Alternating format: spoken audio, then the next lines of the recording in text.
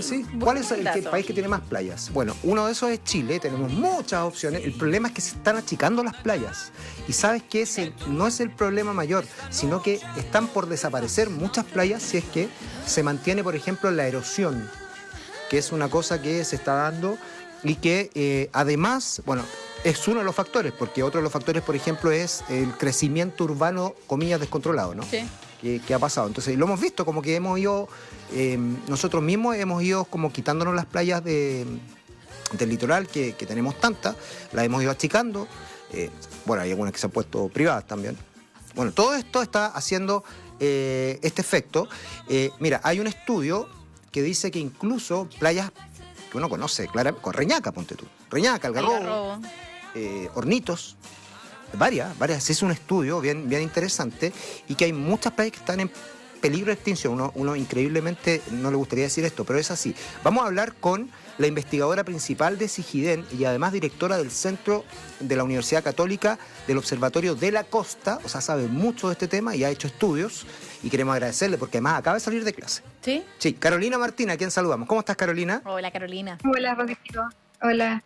Aquí estamos junto a María José. Mira, la verdad es que no nos gusta ser tan dramáticos en el inicio, pero uno lee titulares de repente y ve en 10 años se pueden acabar tantas playas. ¿Estamos realmente en ese nivel? La verdad es que sí, porque nos hemos demorado muchísimo en buscar figuras de protección para la costa y especialmente para las playas, que son ecosistemas valiosos para la economía, pero también para hacer frente al eventos extremos como los tsunamis o, por ejemplo, como las marejadas. Entonces esto es más bien un resultado de lo tardío que ha sido nuestra respuesta para proteger la costa articulada con el humedal, con la cuenca, con la duna, y pensar sobre todo en si estos ecosistemas van a estar disponibles para estas generaciones, pensando, por ejemplo, en amenazas como aumento del nivel del mar en los próximos años. Es decir, estamos viviendo ya escenarios de cambio climático que estaban, digamos, pronosticados hace 10 años, y mucha literatura científica, conocimiento que estaba también disponible hace décadas sobre los riesgos que involucraba construir sobre campos dunares, el caso de los socavones, por ejemplo, playas. Sí, Carolina, hay algunos, cuando uno habla del cambio climático, habla de muchos factores y hay puntos en los cuales uno puede hacer trabajo de reversibilidad, por decirlo de alguna manera.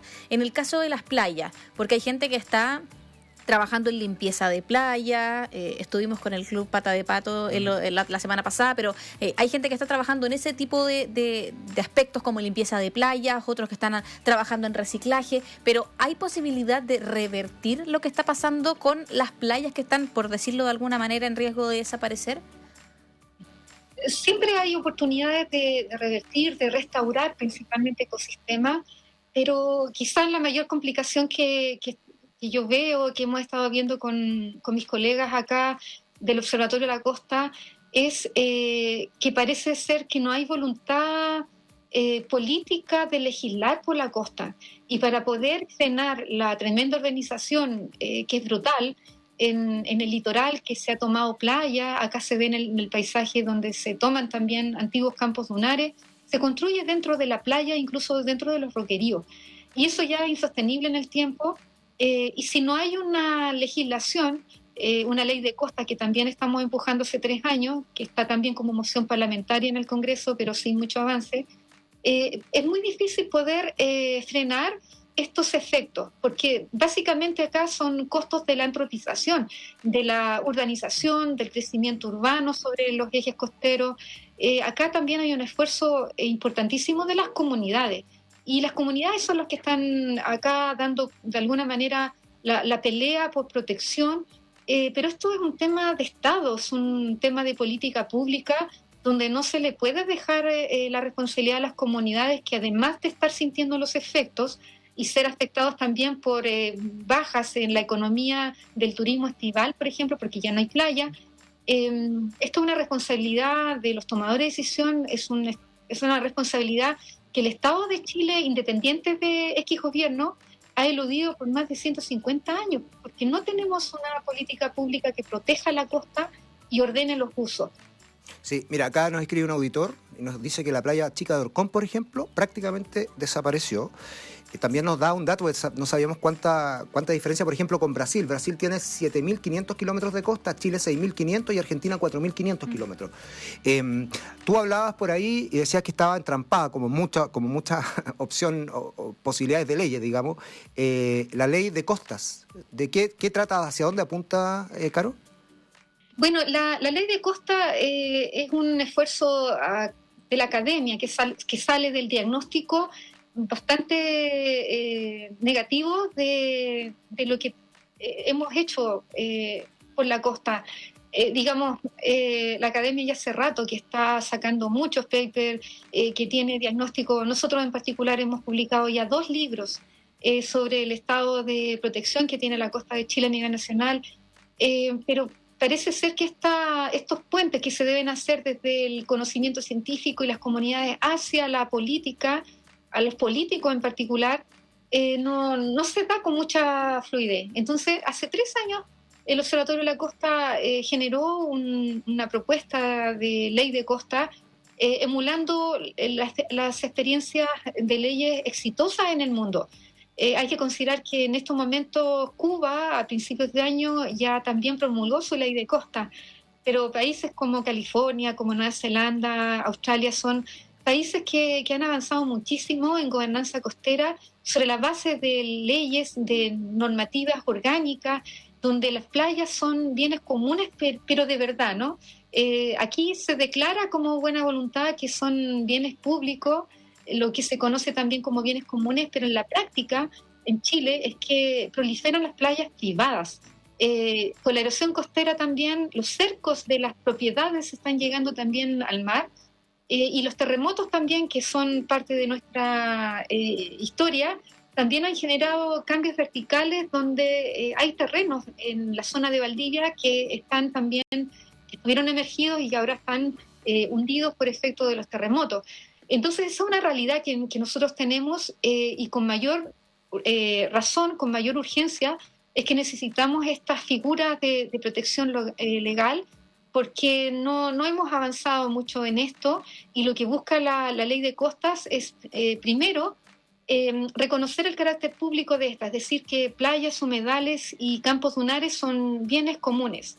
Y este reconocimiento de su dominio público no se ha hecho en más de 150 años de historia que tenemos en el país. Además, también la ley busca proteger a las personas de grandes desastres, porque las áreas metropolitanas son las que concentran más población y ahí ocurren desastres donde tenemos prácticamente 2 procesos de reconstrucción en promedio para los últimos 10 años. Ya más o menos llevamos 13 procesos de reconstrucción en los últimos 13 años por distintos tipos de amenazas. Estamos perdiendo también las playas, pero también los humedales costeros. La ley se basa en 9 principios básicos que deberían ser reconocidos para asegurar la sustentabilidad de estos ecosistemas y asegurar la vida humana ante la tremenda recurrencia de desastres que tenemos en Chile. Sí, Carolina, partamos de la base de que en Chile hay muchísimas playas privadas y no debiesen existir, o sea, no está permitido por ley que existan, por ende la fiscalización ya de eso podría ser un punto a partir. Y por otra parte, ¿cómo es el trabajo que tendrían que realizar los mismos municipios, pensando que hay municipios que sus mismas direcciones de obra permiten que se construya sobre roqueríos, en campos dunares, o incluso si nos vamos, por ejemplo, a la región de Coquimbo, que es un lugar que visito bastante, hay muchas playas, pensando por ejemplo en Guanaqueros, que tiene espacios que son de playa dispuestos como estacionamiento. Por ende, ahí hay muchos aspectos en los cuales quizás los mismos municipios tendrían que partir por fiscalizar para que las playas privadas que son ilegales dejen de existir, o las mismas direcciones de obra trabajen para que no se achique más el campo. Claro, son varios factores ahí, porque también tenemos una falta de criterios técnicos científicos para entregar, por ejemplo, los permisos de edificación. Los planes reguladores muchas veces están obsoletos porque tienen una tasa de promedio de actualización de 17 a 20 años. Es decir, ya ha habido una ocupación ahí formal, incluso no formal, en el caso de las tomas de los campamentos, que también están en las zonas costeras. Hay una suerte también de falta de formación, de capacidades profesionales. No tenemos en Chile magíster en zonas costeras. Tenemos ahora recién un diplomado que tiene 3 años, que lo dictamos nosotros acá en la Universidad Católica, pero cada región debería tener sus propios programas para formar gestores costeros, para llevar conocimiento científico a la toma de decisiones y que estos se sustentan sobre la mejor experiencia científica que se tenga. Pero por sobre todas las cosas es que tenemos playas privadas porque justamente tenemos este vacío normativo donde la propiedad privada puede llegar hasta el límite de más altas mareas. Y este concepto de bienes públicos, que es la playa en sí, que durante miles de años se ha hecho así en la mayor parte de las civilizaciones que se han formado en la costa, pero Chile no lo reconoce, porque estamos anclados a un código civil de 1885, donde las playas no se reconocen como bienes comunes, sino que están sujetos al derecho de propiedad, que está extremadamente exacerbado en el país. Y por eso existen estos enclaves privados, por eso existen resorts dentro de las playas y dentro de los campos dunares. Y en la práctica reconocemos que son bienes de uso público, pero en la práctica, en teoría declaramos, ¿cierto?, que son bienes de uso público, pero en la práctica rige la propiedad privada porque no existe un reconocimiento de este carácter público, como sí lo han hecho muchos países con gobernanza exitosa. Pero en Chile vamos al revés, con un tremendo extractivismo y un dejar hacer por falta de esta política pública. Sí, mira, acá también hacen la analogía, dicen que la playa de estacionamiento crece y la playa de verdad se achica. Porque esa es la realidad, lo que tú decías en Guanaquero. Hay algunas situaciones particulares, también nos escribe un amigo, dice que en Punta de Choros, cuando uno pasa a la cuarta región, hay un muro de unos 40 centímetros de alto que no permite bajar a ninguna playa. Eso también es, entre comillas, ilegal. Sí, claro, porque ¿qué es lo que tenemos ahora? Ordenanzas, por ejemplo, muchas cuencas están también siendo intervenidas. Hay que ver cómo también flotaban los locales de la feria del estero Marga Marga. Se abre con maquinaria también las desembocaduras. La alteración que hacemos de la cuenca también altera la producción de arena. Las playas se nutren de las cuencas costeras, de las cuencas andinas, y cuando no se le deja pasar el caudal necesario, también estamos hablando de extractivismo bastante severo en el tema de los recursos hídricos a nivel de cuenca, y por eso estamos también apostando mucho a la desalación, pero es más impacto, seguir impactando sin resolver las causas de fondo. Entonces, si bien hay una idea que se discutió mucho en el estallido social sobre el concepto de bienes comunes, esa discusión no está totalmente zanjada, y en la práctica, entonces, si el propietario llega al mar y su humedal deslinda al mar, el propietario entonces puede rellenar, puede lotear, puede vender a inmobiliaria. Eso es lo que explica también lo que pasa en los muelles, en muchos otros lugares. A eso me refiero con que las playas en la práctica son privadas, y porque los cercos están en el deslinde de la línea de más altas mareas.